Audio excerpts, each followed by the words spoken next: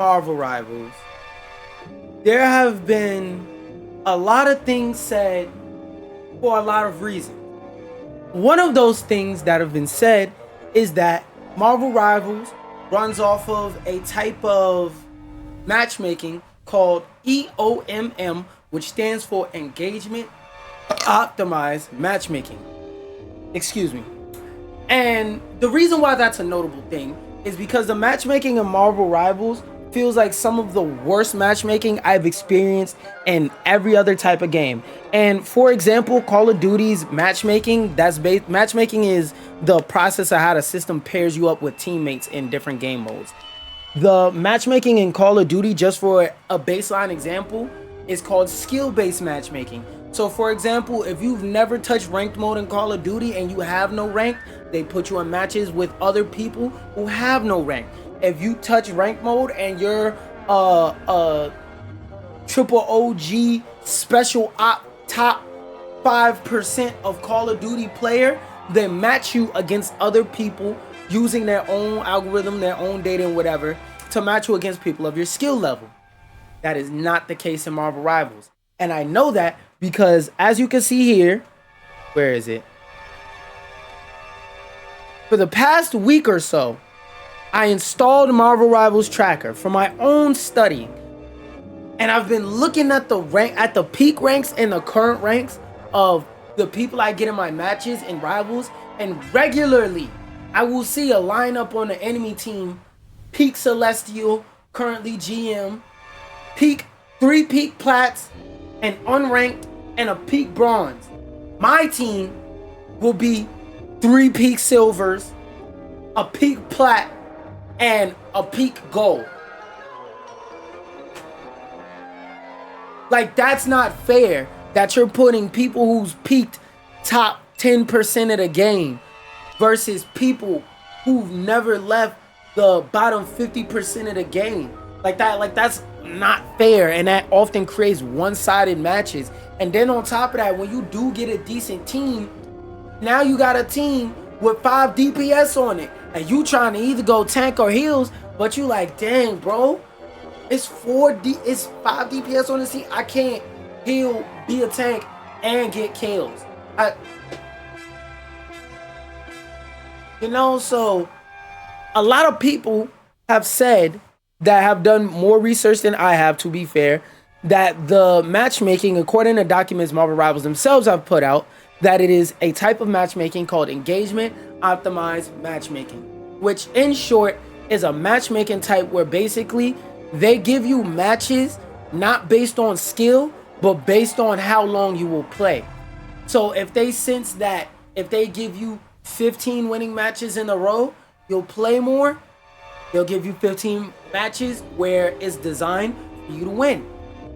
If they realize that you'll lose and keep playing obsessively, they'll give you match after match after match.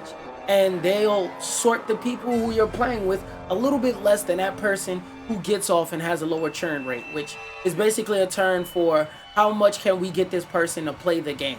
Like, what is the maximum amount of time that this person has free time, and how much of that free time can we take up? But allegedly, in this video, he not only refutes Marvel Rivals matchmaking and that it's EOMM, but he refutes a couple other things, and we're gonna get into that now as we watch it. Of Marvel Rivals, how NetEase ended up making Marvel Rivals, and what your first conversations with the Marvel team were like. Oh, I know they got those rights cheap. Oh, and by the way, y'all, because I know the type of videos I make are throw up on a TV and, clean your room videos. But for this one, you're going to have to lock in and read the screen a little bit. Actually, wait a minute. What the fuck am I doing? I like voice acting. Never mind. I'm going to read what's on the screen. I got y'all. When the interview was talking, I'm not going to be reading. Y'all can listen to that, but y'all get the point. We're like, Well, actually, this goes back quite a while. In the very beginning, our first discussions were actually about how we should go about creating Marvel Rivals. with the Marvel IP license in hand, we asked ourselves what kind of game we wanted to make. Oh shit. That's all he said. Yeah. We asked ourselves what kind of game we wanted to make. We are very excited at the time. There were a lot of proposals. We bounced around quite a few ideas.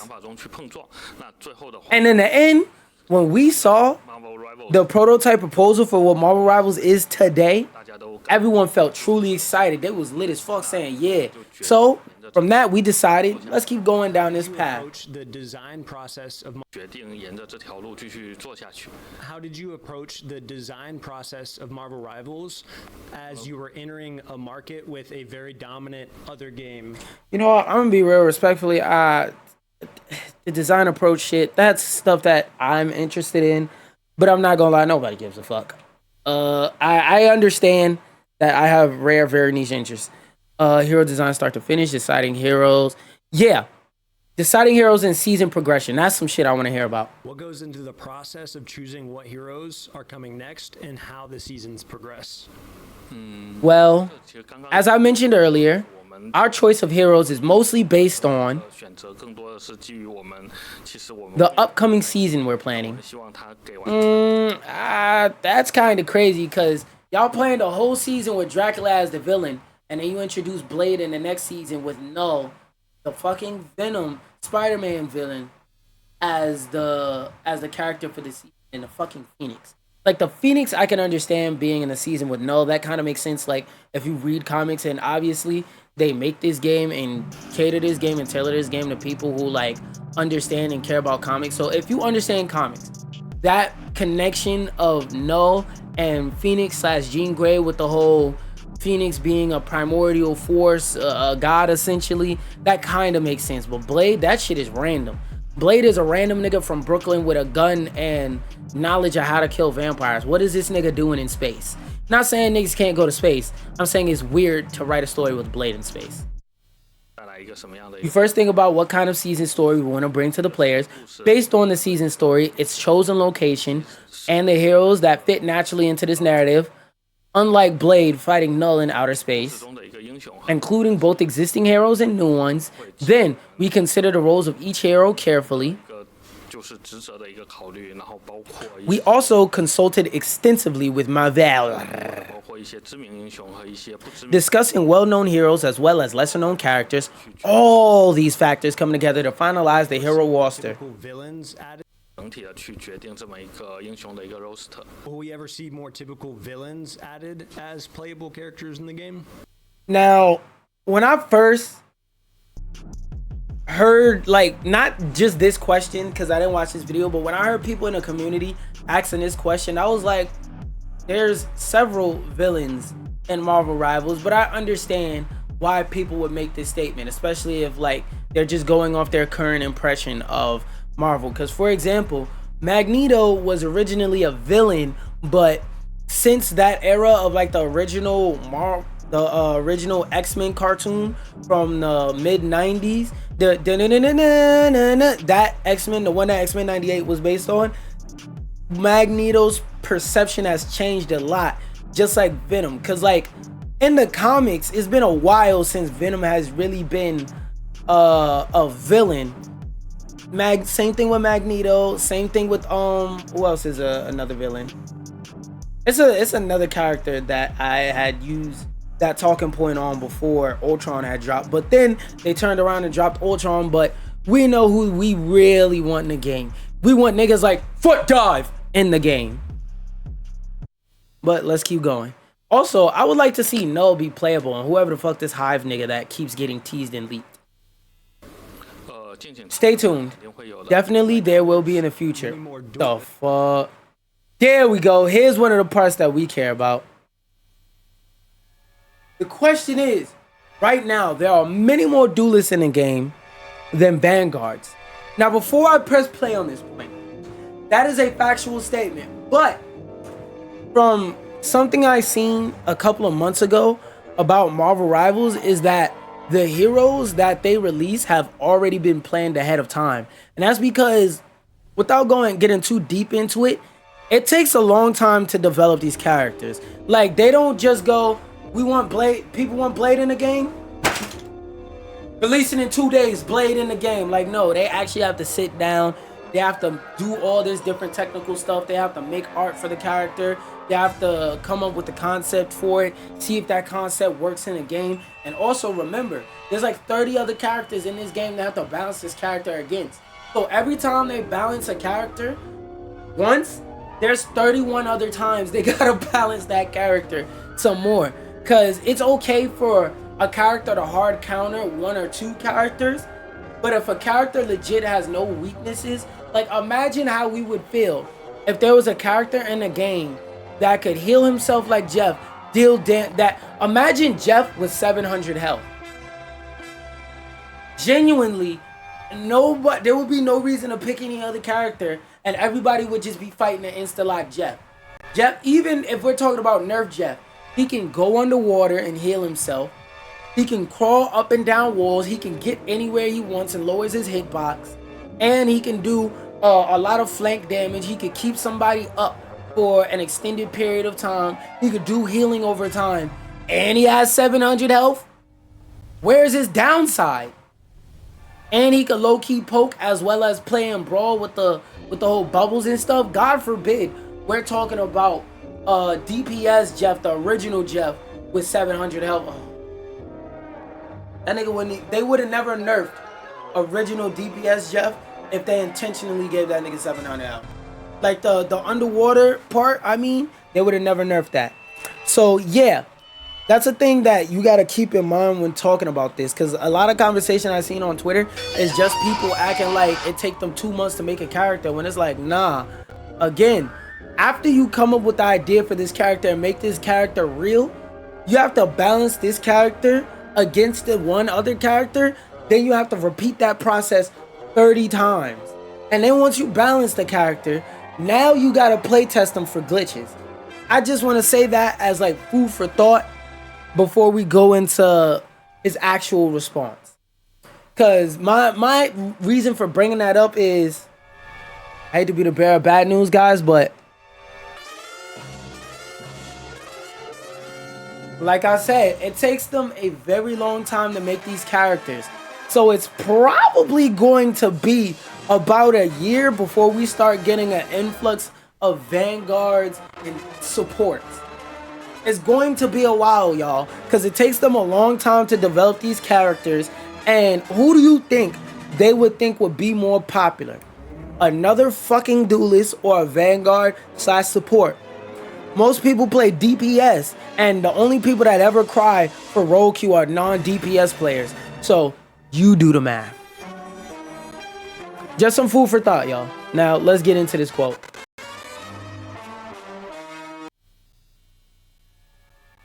Lists in the game than vanguards and strategists. Are there any plans for those to even out? Hello. Vanguards and strategists.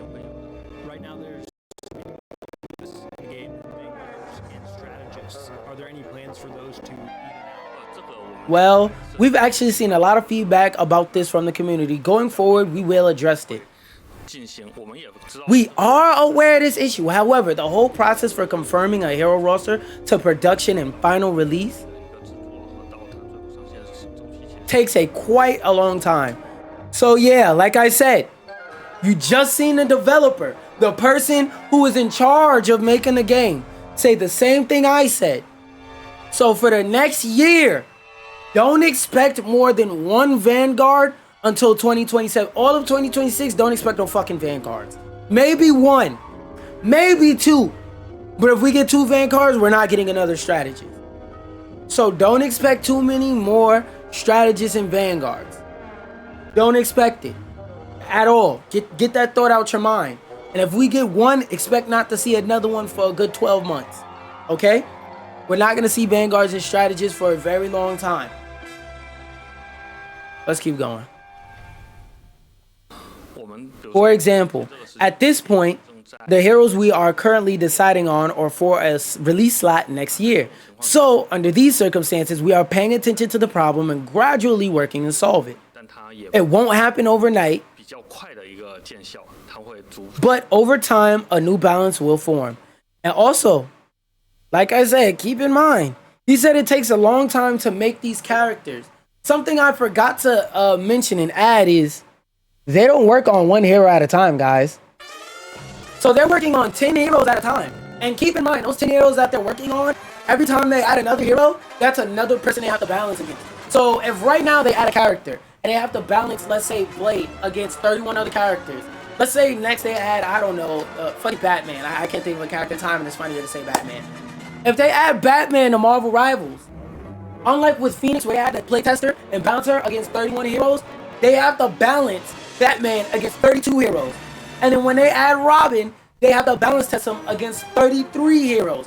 Then when they add Cyborg, 34. Then when they add Beast Boy, 35. Raven, 36. Terra, 37. You see where I'm going here? And balancing one character against another is not as easy as 1, 2, 3 process. It's really difficult. And then again, you have to play test for glitches, which is not easy at all. Making games is hard. Please, people, get off these developers' dicks. The ones you need to be mad at when something wrong or bad happens is the higher ups. Alright? But that's a different conversation for a different day. Why did it start recording?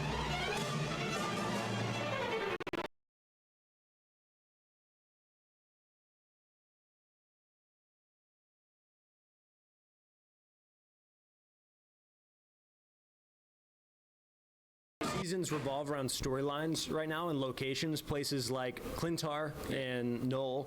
Oh yeah, that is true. Cause currently in Marvel Rivals we have what, 4 locations?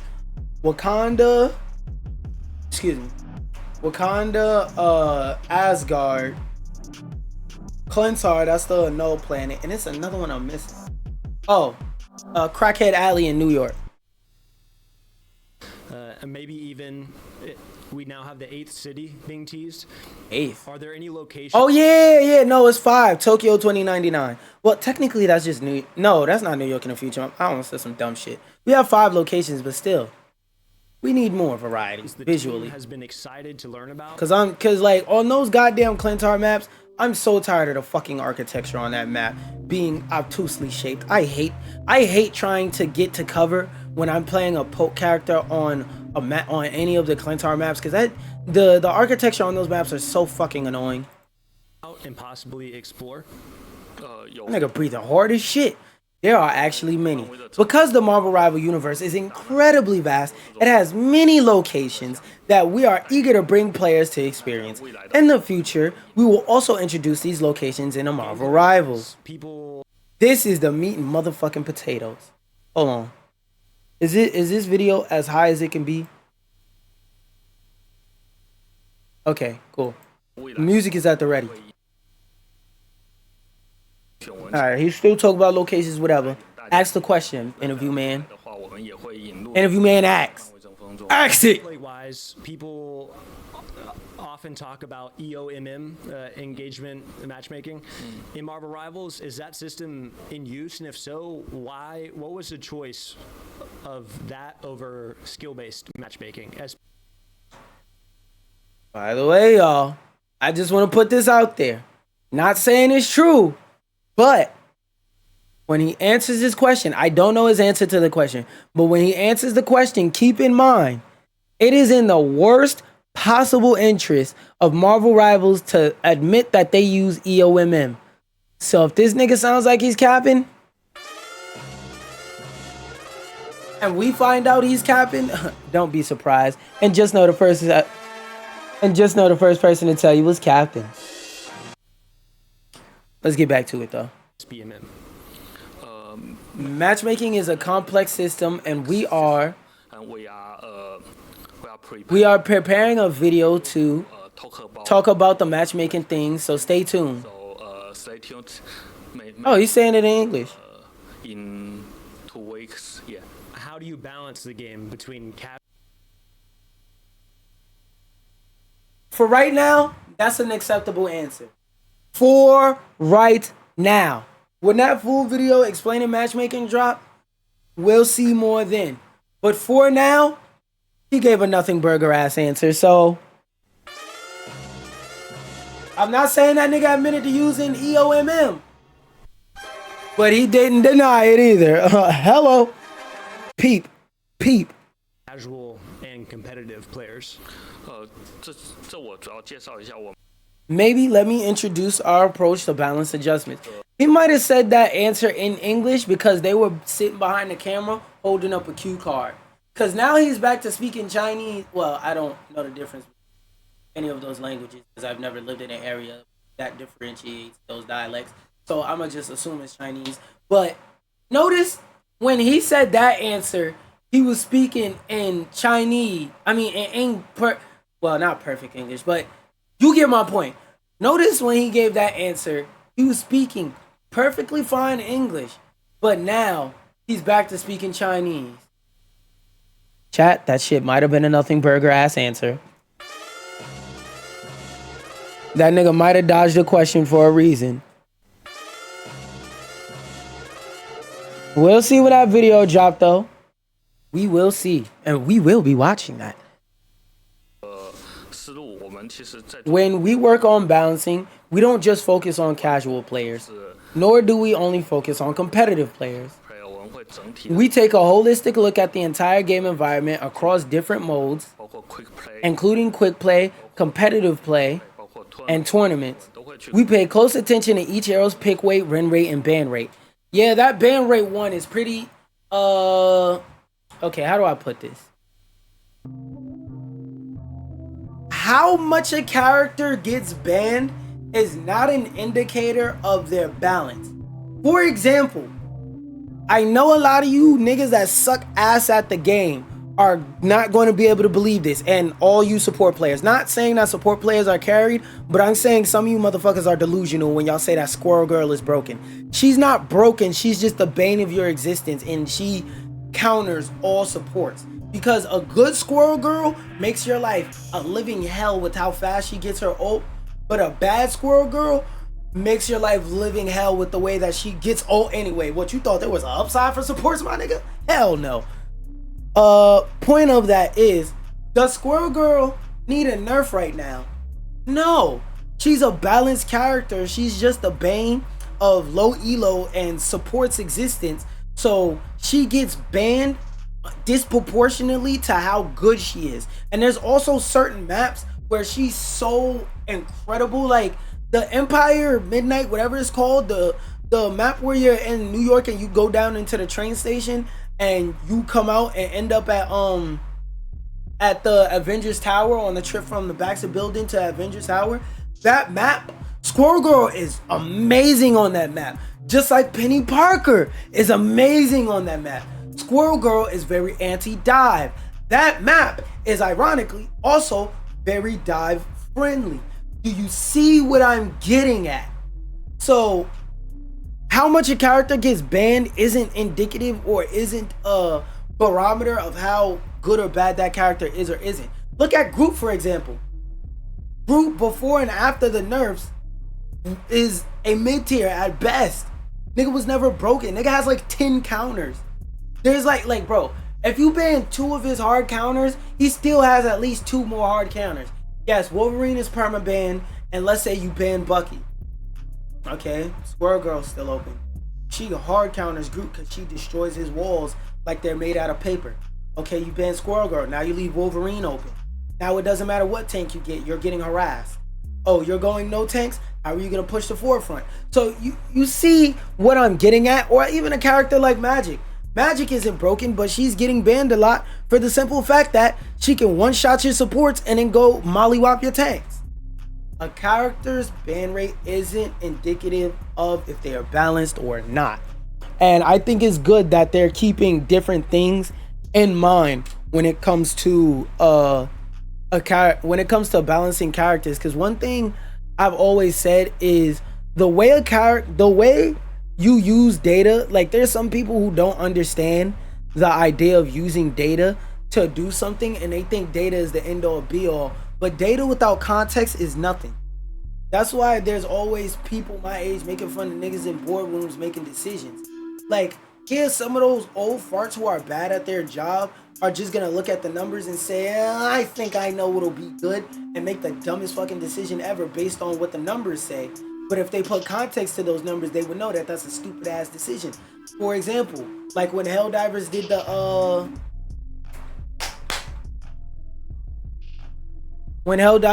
the thing where they made you have to attach your account to PSN. No, numbers wise, data wise, that was a good decision. Reality wise, that was the stupidest shit Sony could have thought to do. But here we are in the future after they've done it and paid for it dearly. 出场率、胜率，然后以及奔选的一个奔选率，对，那我们会整体。Yes, we comprehensively analyze these data points. Our design team also has many skilled colleagues. We constantly experience the game environment ourselves. They're playing the game. By combining all this information, we make adjustments to the game balance. Slight references to pop culture, like Squirrel Girl's beach skin that people pointed out looks like Sabrina Carpenter, or upcoming Human Torch skin that people think looks like Doflamingo from One Piece. Coincidences. Those are happy little accidents. Just like how people say that Luna Snow's recolor is the transgender flag. No, they just went for a summer beach type of palette. And for those of you who don't understand color theory, basically in the summertime you're supposed to wear bright colors like pink, like bright pink, like lime green, like not red. Red is not a summer color. That's more of like an autumn color. But you get the point. All those, bright yellow. Like those are all summer colors. How do you guys decide how to intertwine pop culture into the game? They don't. Because our costumes design draws from many themes, including classic comic themes, as well as interesting themes from real life, Jisoo skins, and also collaborations with film and TV, MCU stuff. Based on these, we create costumes that we think players enjoy. There's also a number of social media moments that have now been added to the game, like the new Blade and Jeff spray. Oh yeah. Or Venom dancing, Spider-Man 3's Maguire dance. When did you guys decide that you wanted to do things like this, and why? This one, that's more of something I'd watch on my own time. Nobody gives a fuck. Rare skins. Okay, the GOONER game and Marvel Rivals in the future. I'll watch that by myself. But a lot of people have said that Marvel Rivals is a GOONER game. And on one hand, I see where that statement comes from. But on the other hand, I would heavily refute it. Let me get the part on screen where he called it a GOONER game. And skins, we have to ask, because of social media, how do you guys respond? All right, now, what was I saying? Okay, on one hand, I understand why people call Marvel Rivals a GOONER game, but on the other hand, I would strictly say you're wrong. And I was thinking about this earlier. To me, a GOONER game isn't a game with highly sexualized themes just for the sake of having it. To me, a GOONER game is a game where that's all the game is. Like, if y'all ever heard of the game Nikke, which I only know of the existence of this game because of Stellar Blade, or even Brown Dust, because I remember last year that game got popular from memes of it being a GOONER game. A game like that where the whole gameplay loop is naked women and the gameplay loop barely exists or is there just enough so we can say technically it's a game and not get banned off of app stores and Steam and places like that. To me, that is a GOONER game. Marvel Rival has actually what's the word I'm looking for? Marvel Rivals has well thought out gameplay. Like, there's an actual thought being put into the gameplay design and there's things being done. Like, I know a lot of people say, oh, it's just the Overwatch ripoff, it's just the Overwatch clone, which I'll give you that. Fair, it is very similar, more similar to Overwatch than, let's say, Paladins or Valorant or something like that. And it really doesn't add too many unique ideas. But then on the other hand, Overwatch didn't have team-ups. Overwatch didn't have team-ups. Overwatch's map design isn't as vertical. Like, in some of their later maps, they played with verticality more, but it's nowhere near as the way it is with Marvel Rivals. So there are very clear. Oh, also the fact that it's Marvel characters, even though Overwatch was supposed to be characters that were parodying and mirroring tropes in comics such as Marvel, it wasn't directly Marvel characters. And Overwatch, playing as Tracer is cool, but if you're not a fan of Overwatch, who the fuck is Tracer? Who the hell is Widowmaker? I don't give a goddamn about die. Who says that? I don't even know who says that if I don't know what Overwatch is. I don't have to play video games to know who Iron Man is. There are people who barely play video games who play Marvel Rivals because they're such a big fan of the Iron Man movies or comics, and I want to be Iron Man, pum pum pum from the sky.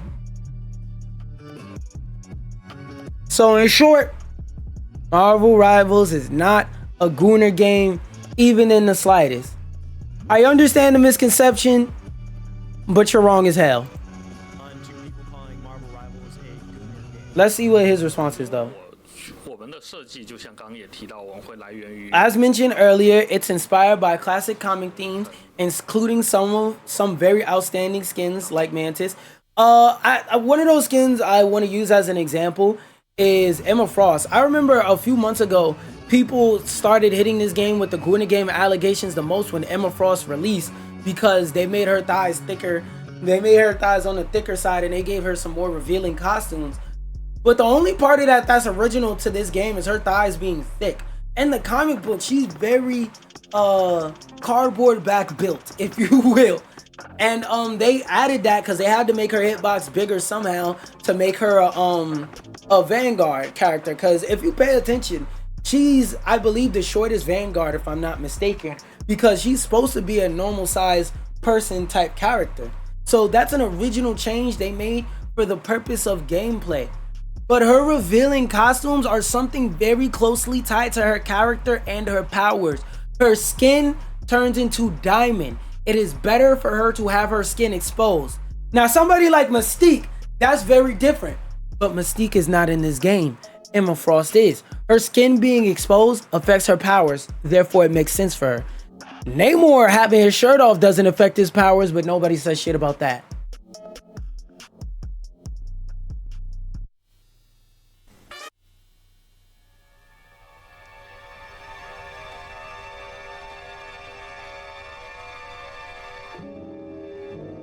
I wonder why.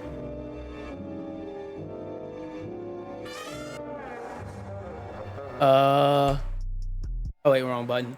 And also Psylocke's Vengeance. These all come from classic comic designs. We take those classic comic designs and create some more fashionable designs based on them to gain players' appreciation. Which I would agree with because they do put their own, have their art team put their own spins on it, and they'll keep the costumes mostly accurate, but they'll change a detail here and there to make it fit more in line with the game's art style, as well as be respectful and reminiscent of the art style that they're trying to emulate. So I do deeply agree with it. I think this also reflects a broad recognition from our players.